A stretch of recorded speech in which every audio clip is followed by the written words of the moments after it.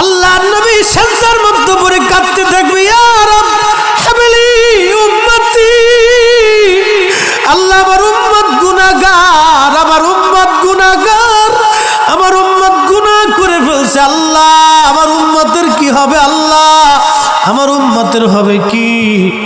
আল্লাহ পাক ডাক দিয়ে বলবেন, হাবিব আপনি আর সিজদায় পড়ে থাকবেন না, মাথা উঠান। আপনি কাঁদেন কেন? মেহশর তো আপনার কান্নার জন্য না নবী, উঠেন, আপনি মাথা উঠান। আপনার জন্য আরশে মুআল্লার ডানে একটা কুরসি পেতে রাখছি, একটা চেয়ার পেতে রাখছি, একটা আসন রাখছি, আপনি নবী সেই আসনে বসবেন।